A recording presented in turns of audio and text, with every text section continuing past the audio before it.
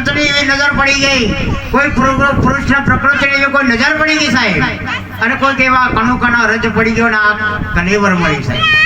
રામચંદ્ર ભગવાન ના ગુરુ વશિષ્ઠ અને વશિષ્ઠ રામચંદ્ર ને કહેતા હોય કે હે રામચંદ્ર, આ તુને બડા ભાગ્ય છે આ મનુષ્ય તન ભાવા.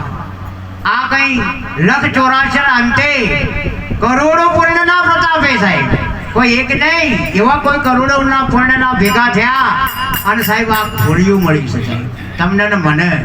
અને એ પાછું કેવું 184 ના અંતે, અને આ કોઠે આવેલું નાવ સાહેબ જે ડૂબોના ને એ તમારા હાથમાં છે, હજુ છે. માટે સંતો કહેતા હોય કે રજકણ તારા રજણ છે, જેમ રણમો ઉડે રે બાજી તારા હાથમાં છે. હે નર તું ચેત, નર તું ચેત. ચેતવણી આપે છે સંતો, તો ચેતાવે છે. પણ આ જીવપણામાં જે આવ્યો છે ને એ મનથી માને છે કે મારે સુખ છે, મારા દુઃખ છે, હું જન્મો છું, હું મરું છું.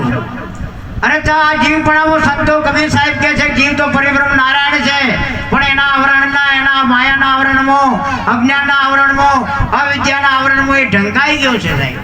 એટલે એ પોતે પરિબ્રહ્મ નારાયણ એવું કહી શકતો નથી. કેમ કે જેમ ડોંગરમાં ચોખો તો છે સાહેબ, પણ એ ચોખાની અંદર ઉપર જે ફોતરું ચડી ગયું છે ને સાહેબ, એટલે પેલું ઢંકાઈ ગયું છે. હવે એને ચોખ્ખો થવા માટે પહેલાં આપણે ખોંડણિયા હતા, અને સોંબેનામાં હોય ખોંડણિયામાં ખંડાય અને તારે ફોતરું ઉઘડી જાય તો એનો ચોખ્ખો તો છે જ ભાઈ.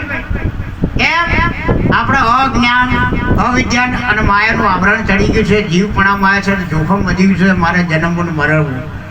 પણ આવા મહાપુરુષો સંતોના સાનિધ્યમાં જાય અને કદાચ તન મન ધન અર્પણ કરી દે ને એના સાચા સ્વરૂપનું ભાન થઈ જાય તો સાહેબ એ કહો આ તો મારું જન્મય નથી, મારું મરણય નથી.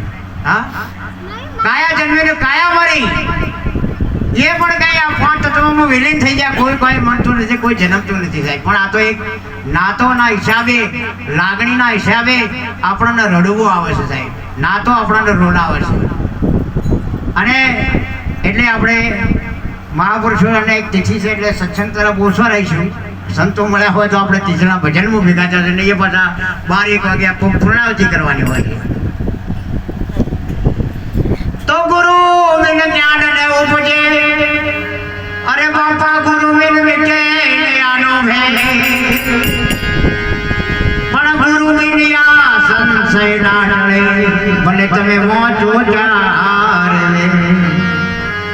આ વાત વેદની બહાર છે, વેદો ઢંડાળો, ઉપનિષદો ઢંડાળો, પણ આ લખ્યા બારી વાત છે તો લખવામાં આવે તો અક્ષરો છે સાહેબ 52 ના.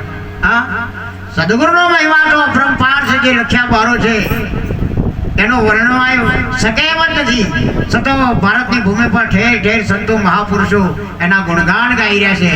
જેવોને દુર્લભ એવો મનુષ્ય તન તમને મળે છે ને એ કોળીના મૂળમાં ન જાય, એ તમારા હાથમાં છે. આ રચના